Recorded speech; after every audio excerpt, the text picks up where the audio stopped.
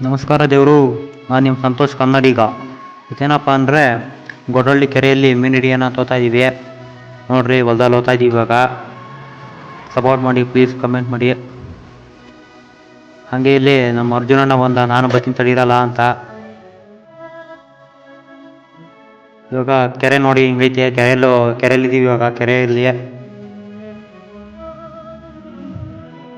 ಆಗಲೇ ನಮ್ಮ ಊರವ್ರು ಗೊಡ್ರಳ್ಳಿಯವರೆಲ್ಲ ಅವಲೇ ಮೀನು ಹಿಡಿಯೋಕ್ಕೆ ಸ್ಟಾರ್ಟ್ ಮಾಡೋರೆ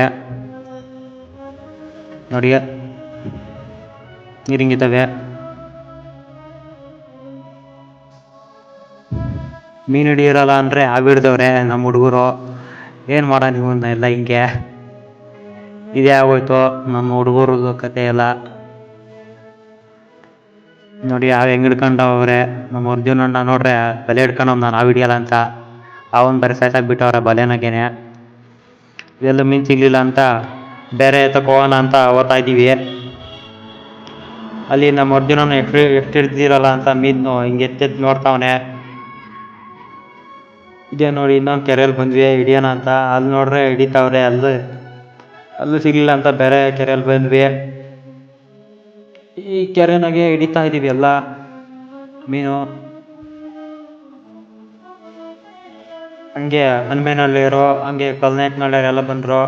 ಗೊಡ್ರಳ್ಳಿಯವರೆಲ್ಲ ಹಿಡಿತಾ ಇದ್ದೀವಿ. 3 ಟೀಮ್ ಹಿಡಿತಾ ಇದ್ದೀವಿ ಮೀನು ನೋಡಿ.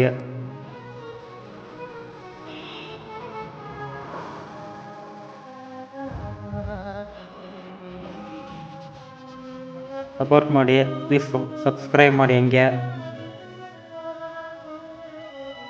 ನೋಡ್ರಿ ಮೀನು ಹಿಡಿತಾವ್ರೆಲ್ಲ ಹುಡುಗರೆಲ್ಲ, ದೊಡ್ಡವರೆಲ್ಲ ಬಂದವ್ರೆ. ಇವರು ನಮ್ಮ ಗೊಡ್ರಳ್ಳಿ ಹುಡುಗರು.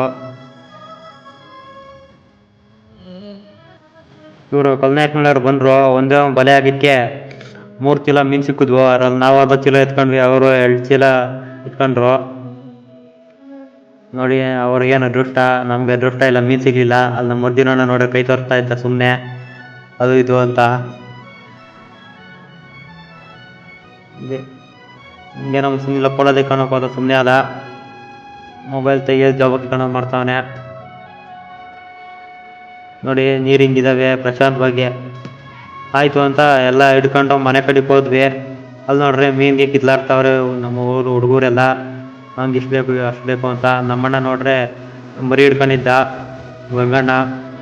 ನಮ್ಮ ಅರ್ಜುನಣ್ಣ ನಂಗೆ ಎಳ್ಳೆ ಸಾಕ್ರಲ್ಲ, ನಮ್ಮ ಮನೆಗೆ ಯಾರು ತಿನ್ನೋರಿಲ್ಲ ಅಂತ ಎಳ್ಳು ಹಿಡ್ಕೊಂಡ ಸಾಕು ಅಂತ. ಆಮೇಲೆ ಹೊಸ ಹಿಡ್ಕೊಂಡು ಬರೋಣ ಅಂತ ಹೊಸ ಹಿಡ್ಕೊಂಡು ಬರೋಕೆ ಹೋದೆ. ಇದೇ ನಮ್ಮ ಹೊಸ, ಇದು ಲಕ್ಷ್ಮಿ ಇದ್ದಂಗೆ ನಮ್ಮ ಮನೆಗೆ ಹಿಡ್ಕೊಂಡು ಹೋಗ್ತಾ ಇದ್ದೀನಿ ಅಂತ.